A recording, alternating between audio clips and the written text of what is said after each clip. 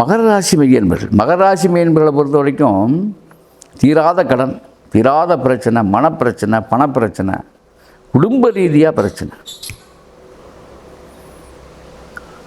சொத்து தராள் வாங்க முடியல, கொடுக்க முடியல, வாங்கினது வரல, கொடுத்தது வாங்கலை, வீடு அமையலை, தொழிலே ஓடலை, இது மாதிரி எதுவாக இருந்தாலும் சரிங்க, என்ன பிரச்சனைனாலும் சரி தான். இல்லை பொண்ணு அமையலை, கல்யாணம் பண்ண முடியலை, கல்யாணம் பண்ணிட்டேன் குடும்பம் தகராறாக இருக்குது, குழந்தைங்க சரியில்லை, இல்லை குழந்தை இல்லை, இது மாதிரி எந்த பிரச்சனை ஆனாலும் சரி தான். இந்த மகர ராசியை பொறுத்த வரைக்கும் 2 பேர்த்த இருக்க பிடிச்சிங்க. உங்களுக்கு 5, 9ஆம் வீட்டுக்கு அதிபதியை பிடிச்சிங்கன்னா போதும். யார் 5 மகரத்துக்கு யார்? வேறு யார்? மகரம் அப்படின்னாலே உங்களுக்கு 5ஆம் வீடு சுக்கிரனுடைய வீடு தான். சுக்கிரன் 5ஆம் வீட்டுக்கு அதிபதி. அப்போ வெண்பட்டு உங்களுக்கு யோகத்தை கொடுக்கும். 6ஆம் நம்பர் அதிர்ஷ்டத்தை கொடுக்கும். 6ஆம் நம்பர் உங்களுக்கு அதிர்ஷ்டத்தை கொடுக்கும். வெண்பட்டு யோகத்தை கொடுக்கும். வெள்ளிக்கிழமை உங்களுக்கு அதிர்ஷ்டமான நாள். யாருக்கு? மகரத்துக்கு. இதெல்லாம் உண்மையாகவே என்னென்னு கேட்டால், நான் என்ன உங்களுக்கு சொல்கிறேன்னா, வெளியில் யாரும் சொல்லாத விஷயங்கள் இதெல்லாம். இது ஆணித்தரமாக நம்ம ஆணித்தரமாக அறுதிக்கிட்டு சொல்கிறோம். இதை அப்படியே ஃபாலோ பண்ணி பார்த்துட்டு நீங்கள் நம்ம அற்புத ஆனந்த சேனலில் நீங்கள் எழுதுங்க, உங்களுடைய பதிவை போடுங்க, கமெண்டில் எழுதுங்க.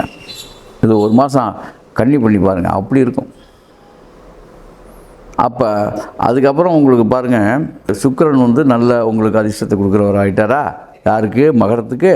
அதே மாதிரி 5ஆம் இடமா 6, 7, 8, 9ஆம் வீடு புதன். அப்போ புதன் தான் உங்களுக்கு பாக்கியாதிபதியாக வர்றார். அப்போ மதுரை மீனாட்சி அம்மன் கோயிலும் திருவெண்காடும் சிறப்பு. புதன்கிழமையும் உங்களுக்கு சிறப்பான நாள். யாருக்கு? மகரத்துக்கு புதன்கிழமை சிறந்த நாள், சகல பாக்கியங்களையும் அளிக்கக்கூடிய நாள். அப்போ 5ஆம் எண்ணும் சிறப்பு. அப்போ 6, 5, 6 சிறப்பு. 56 இருந்தாலும் சரி, 65 இருந்தாலும் சரி, அந்த நம்பரை நீங்கள் பயன்படுத்துங்க. இதுதான் சூட்சமம். உங்கள் வீட்டுடைய இலக்கம் 65 அல்லது 56 இருக்கணும், இல்லாட்டி 65 இருக்கணும். இருந்துச்சுன்னா சிறப்பு யோகம். அது மாதிரிலாம் அமைஞ்சிருக்கான்னு பார்த்துக்குங்க, அது மாதிரி அமைச்சுக்குங்க. அப்புறம் தனியார்னா சரி, ஒரு தேதியை குறிப்பிடுங்க, ஒருத்தரை போய் சந்திக்க போகிறீங்க, அது 6ஆம் தேதியாக வச்சுக்கோங்க. அப்படி இல்லைன்னா 5ஆம் தேதியாக வச்சுக்கோங்க. உங்களுக்கு சப்போர்ட் பண்ணும் இந்த டைமெல்லாம். இல்லை 5 மணிக்கு போய் சந்திங்க, இல்லை 6 மணிக்கு சந்திங்க. அதாவது பேசுனா அதை கட்டுப்படணும், நடக்கணும்னு நினைக்கிறவங்க 6 மணி 5 மணியை தேர்வு பண்ணுங்க, வெற்றி அடைவீர்கள்.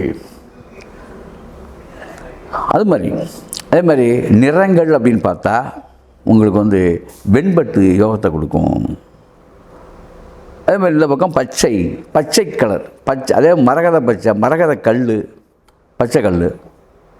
இங்கிட்டு பார்த்தா வெள்ளை வைரம். இதெல்லாம் உங்களுக்கு உரியது. மகர ராசி மெய்யன்பர்களுக்கு அதிர்ஷ்டத்தை கொடுக்கக்கூடிய நிறங்கள் அவை. திருவெண்காடு செல்லணும். கும்பகோணம் பக்கத்தில் இருக்கக்கூடிய திருவெண்காட்டுக்கு செல்ல வேண்டும். அப்போ திருவெண்காட்டில் இருக்கக்கூடிய புதன் பகவானை தரிசனம் செய்யணும். புதன்கிழமை போய் அதுக்கு பதிலாக இங்கேயும் போனாலும் அதே தான். அதாவது மதுரை மீனாட்சி பச்சை புடவையில் இருப்பா, மதுரை மீனாட்சியை தரிசனம் பண்ணலாம், புதனுடைய அருள் கிடைக்கும். நேராக திருவெண்காட்டிலே போனால் புதனே இருக்கார்.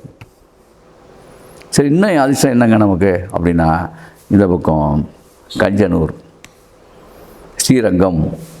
கஞ்சனூரில் சுக்கிரனே இருக்கார். ஸ்ரீரங்கம் போனாலும் சுக்கிரன் தான். ஆக சுக்கிரனை நேரடியாக தரிசனம் பண்ணால் கும்பகோணம் பக்கத்தில் இருக்கக்கூடிய கஞ்சனூர், வெண்பட்டு, வெள்ளிக்கிழமை, இதுதான் உங்கள் அதிர்ஷ்டம். இப்படி உங்கள் அதிர்ஷ்டத்தை பெருக்கிக் கொள்ள ரகசியங்களை சொல்லிவிட்டேன்.